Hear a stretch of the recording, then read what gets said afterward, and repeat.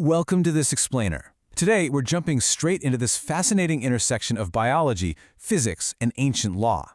We're going to examine the highly analytical legal mechanics of exactly how forbidden flavors travel through food.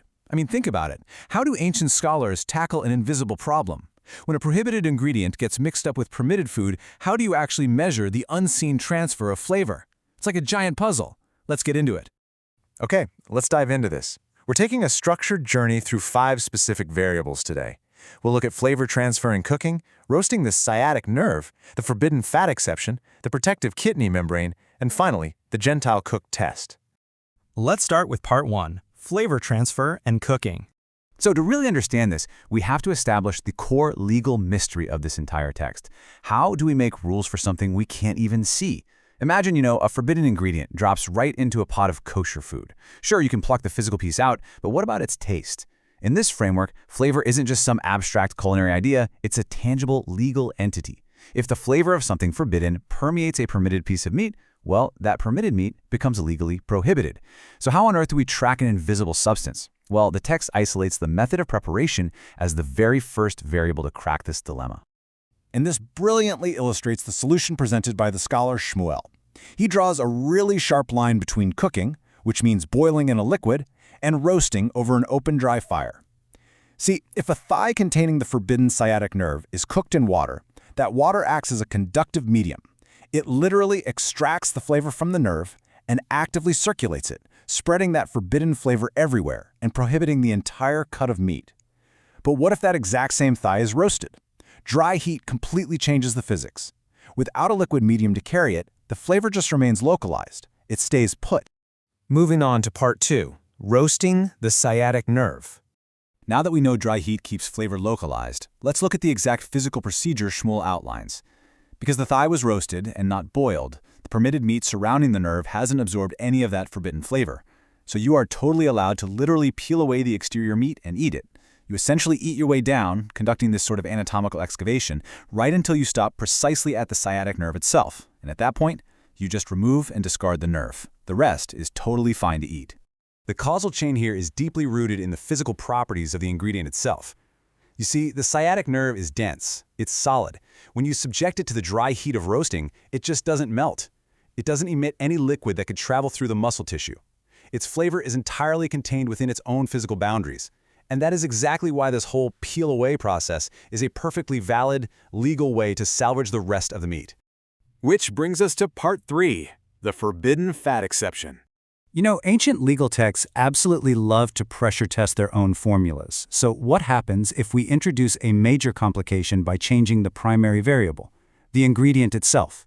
We already know that a solid nerve stays localized when you roast it, but I want you to think about the physical nature of fat.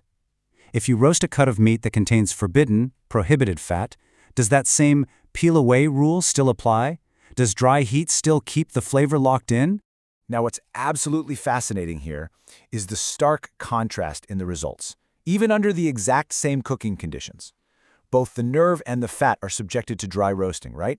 The nerve stays localized so the meat is permitted, but the forbidden fat, its flavor permeates everywhere, which renders the entire cut of meat strictly prohibited. So why the huge difference? Well, it all comes down to biological reality. Unlike a rigid, solid nerve, fat liquefies when it gets hot. The roasting process causes that forbidden fat to melt, turning it basically into hot oil. So even though you aren't cooking it in a pot of boiling water, the melting fat essentially creates its own liquid medium. It actively drips and seeps right through the porous muscle tissue of the meat, physically permeating the entire cut and literally ruining the whole animal. The physical behavior of the ingredient entirely changes the legal outcome. It's a total game changer. All right, let's look at part 4, the protective kidney membrane. So we've just established a really firm rule. Roasted fat melts and ruins the meat. But the text throws us a curveball with a historical case that seems to completely contradict this. There was this famous incident that occurred before Rabbi Yohanan in the town of Maon. A young goat was roasted with its forbidden fat still inside. Now, based on the rule we literally just learned, the melted fat should have permeated and completely ruined the entire goat. And yet, Rabbi Yohanan told the townspeople to just peel away the meat and eat it, exactly like the rule for the sciatic nerve. How is that even possible? Well, it's a puzzle that requires a brand new biological variable to solve. The contradiction is actually resolved by looking closely at the specific anatomy involved in this Maon case. See, it wasn't just any fat, it was the fat surrounding the kidney, and the kidney happens to come wrapped in a natural biological shield, a membrane. This thin layer of tissue acts as an entirely impenetrable barrier. So the really crucial point here is that even though the forbidden fat melted during the roasting process, it had absolutely nowhere to go. It hit that biological wall. Because of this protective membrane, the fat just couldn't penetrate the kidney tissue. The kidney inside remained perfectly isolated and impermeated, which allowed the townspeople to legally peel away the meat right up to that membrane. It is such a brilliant example of how microscopic anatomical realities can completely dictate the law. Finally, we arrive at Part 5, the Gentile cook test. Up to this point, we've been relying on localized solids and biological barriers. But what happens when we enter the chaotic environment of a boiling stew pot, where all those neat boundaries are completely lost?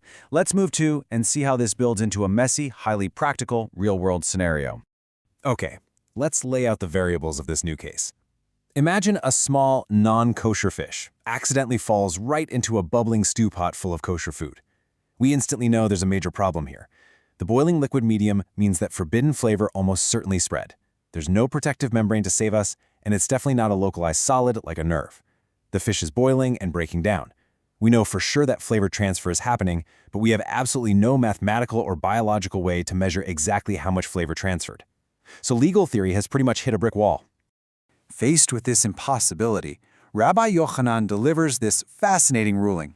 He says, let a Gentile cook taste it in order to determine whether the flavor of the non-kosher fish has permeated the entire mixture.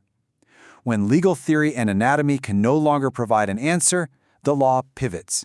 It relies on an objective, external human palate. Think about it. Because a Gentile cook is not bound by kosher dietary laws, they can safely taste the stew. They essentially become the ultimate diagnostic tool. If the professional cook tastes the stew and says, yeah, I taste the non-kosher fish, well, the pot is forbidden. But if they say, nope, I only taste the kosher ingredients, the fish flavor is completely undetectable, then the pot is permitted. Human perception literally becomes the legal standard. Which leaves us with an absolutely incredible thought to end on. We started this explainer with strict text-bound rules about water conductivity, the melting points of fat, and cellular membranes. And yet, it all culminates in a simple, practical human taste test. If human senses are ultimately the final arbiter of this invisible substance called flavor, where exactly is the boundary between rigid biological law and subjective human experience? It is a profound question about how ancient legal systems interact with the messy physical world, and it's one I really hope leaves you wanting to explore further. Thanks so much for joining me for this explainer.